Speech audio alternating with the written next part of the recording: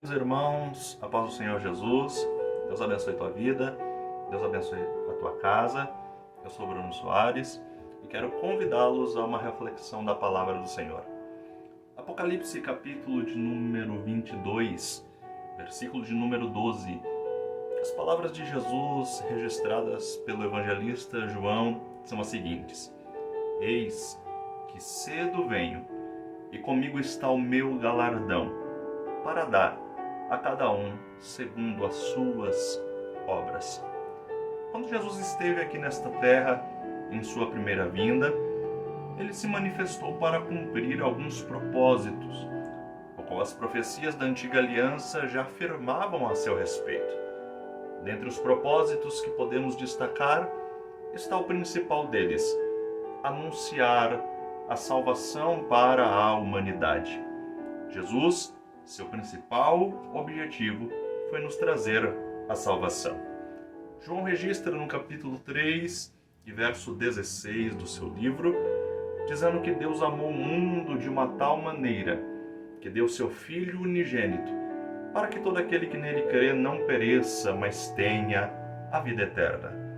Verso 17, João diz que Deus não deu o seu Filho ao mundo para condenar o mundo, mas para que por ele o mundo pudesse ser salvo.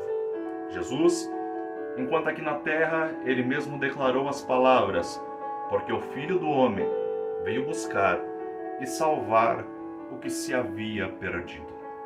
Eu gosto muito da compreensão de Pedro a respeito desse assunto, quando escreve o livro de Atos dos Apóstolos, ou melhor, quando é registrado esse feito no livro de Atos dos Apóstolos por Lucas, capítulo de número 4, quando Pedro e João são questionados pelos sacerdotes, pela cúpula política, a respeito do milagre registrado no capítulo 3, quando o paralítico é curado. E a pergunta é: com que poder vocês fizeram isso? Pedro toma a palavra, verso 10 a 12, dizendo: ouçam todos vocês, em nome de Jesus Cristo, o Nazareno, este homem foi curado. O Jesus, o Cristo que vocês crucificaram, mas aquele que Deus também ressuscitou dentre os mortos, foi no nome dele que este paralítico está diante de vocês.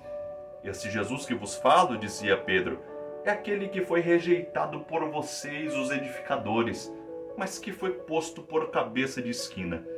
O verso 12, Pedro diz: em nenhum outro há salvação, porque debaixo do céu nenhum outro nome há, dado entre os homens, pelo qual devamos ser salvos. Jesus, em seus propósitos de sua primeira vinda a essa terra, o principal deles foi anunciar a salvação. Mas, ainda como homem, Jesus também veio nos trazer vida. Ao longo do evangelho que João escreve, nós temos algumas menções das características de Jesus que vão evidenciar esta ideia. Por exemplo, João capítulo 4, Jesus vai se apresentar para a mulher de Samaria como a fonte da água da vida. João 6, e verso de número 35, ele é o pão da vida. João capítulo 10, e verso 10, Jesus disse: o ladrão veio senão para matar, roubar e destruir, mas eu vim para que vocês tenham vida e a tenham em abundância. João capítulo 11, verso 25, Jesus disse: eu sou a ressurreição e também a vida. Aquele que crê em mim, ainda que esteja morto, viverá. João 14, verso 6, Jesus disse: eu sou o caminho, eu sou a verdade, e eu também sou a vida. Ninguém vem ao Pai, senão por mim.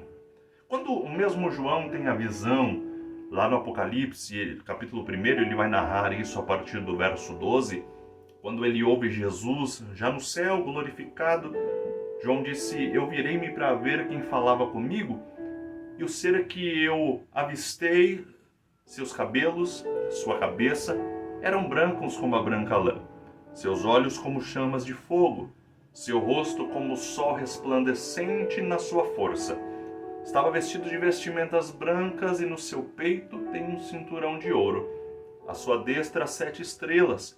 Da sua boca sai uma espada aguda de 2 gumes. Seus pés são como latão reluzente, como refinados numa fornalha. João disse: quando eu tive essa visão, eu caí como morto aos seus pés. Mas ele colocou sobre mim a sua destra, a sua mão direita, e me disse: não temas, João. Eu sou o Alfa, eu sou o Ômega.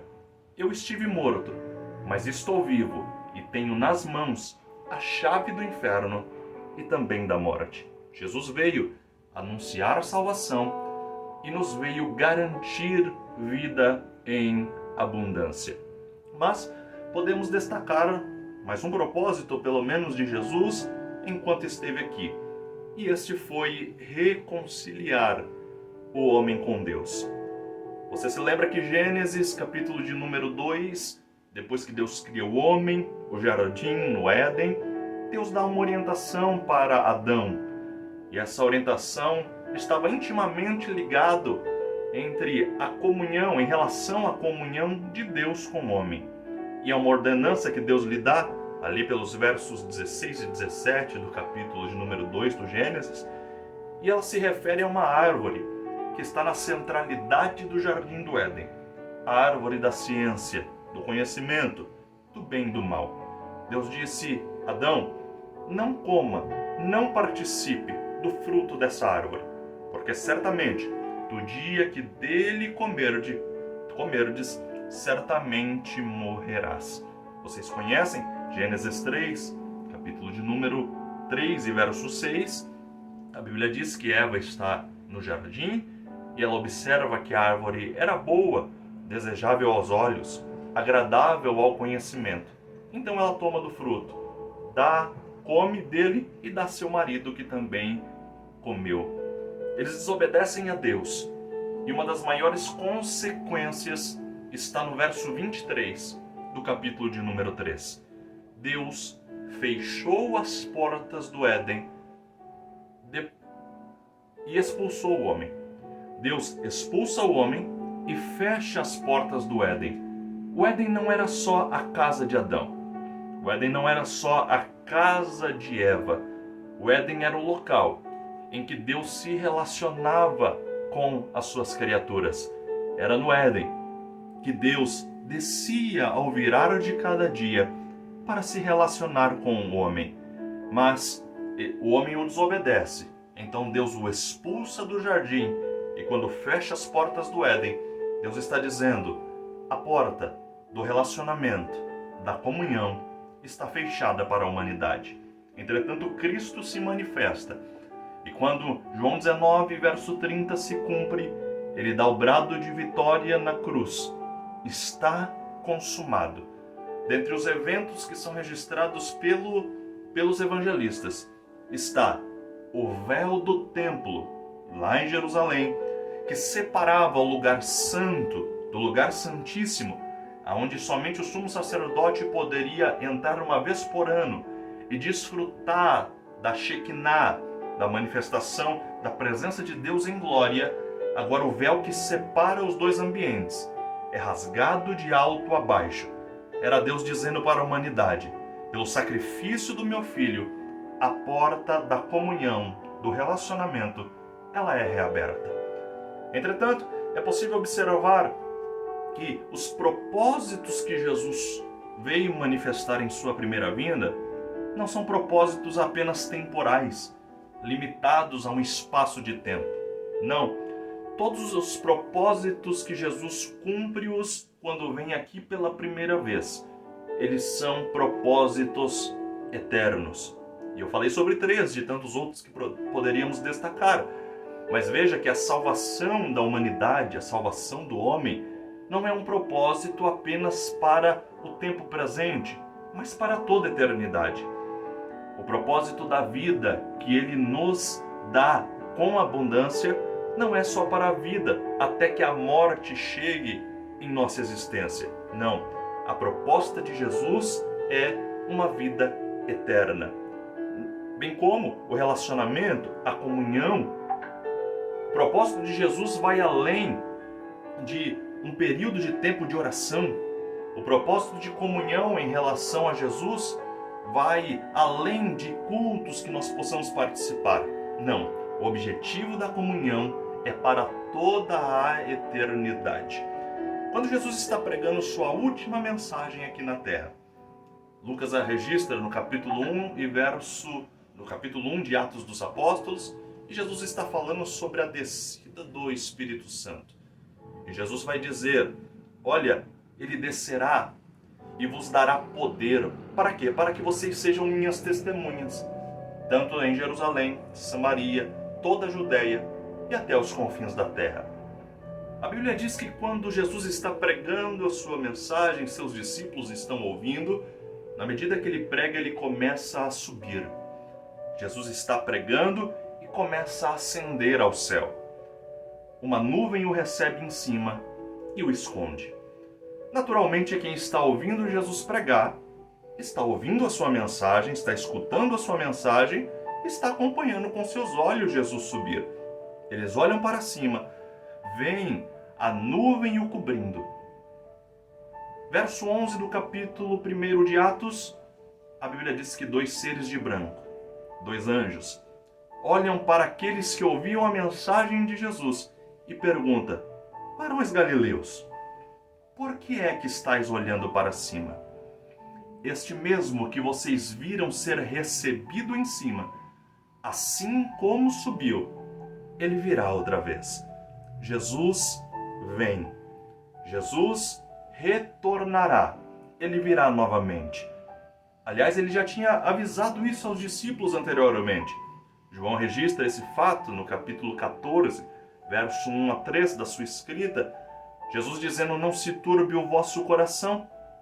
Credes em Deus. Credes também em mim. Na casa de meu pai há muitas moradas.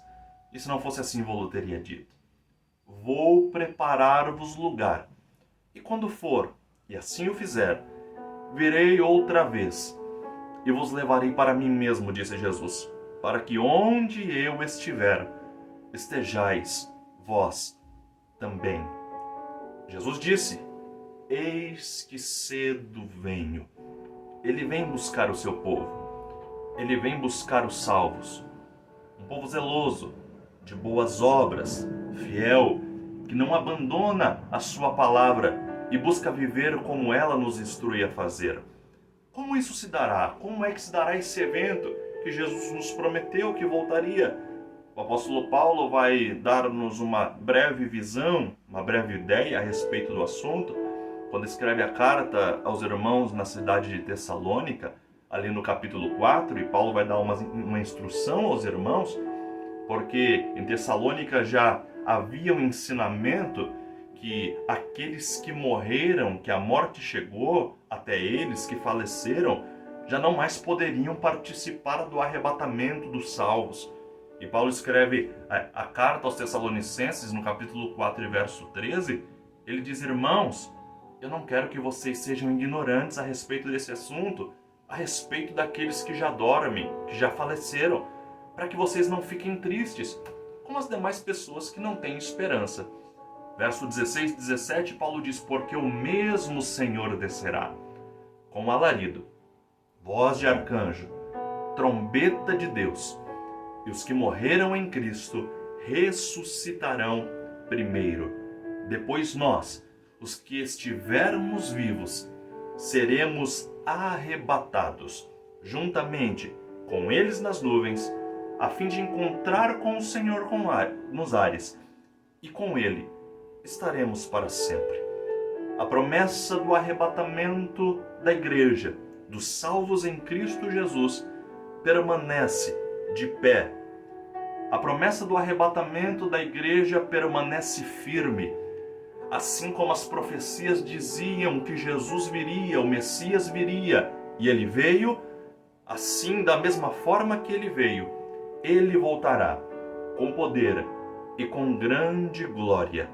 O arrebatamento da igreja não é uma invenção humana. Ele vem, ele não tardará. Há pelo menos 5 expressões no Apocalipse, pelo menos 5. As palavras de Jesus eis que cedo venho. eis que presto venho, certamente cedo venho. Jesus virá. Jesus virá outra vez. Essa é a nossa esperança. Em um mundo que já está falido, corrompido, um mundo que já não suporta mais os salvos, aqueles que se entregaram a Cristo Jesus. Jesus, muito em breve, virá buscar a sua noiva, a sua igreja. Está preparado? Se o arrebatamento for hoje, estás preparado? Então reflita, reflitamos que o nosso anseio pelo céu possa fazer parte do nosso dia a dia, que o nosso desejo de estar com Cristo pela nossa eternidade possa ser o nosso maior propósito, o nosso maior sonho, o nosso maior anseio. Que Deus nos abençoe, que Deus continue nos fortalecendo para que possamos alcançar o arrebatamento da igreja e estar para sempre com Jesus Cristo, o nosso Senhor. Deus te abençoe. Forte abraço.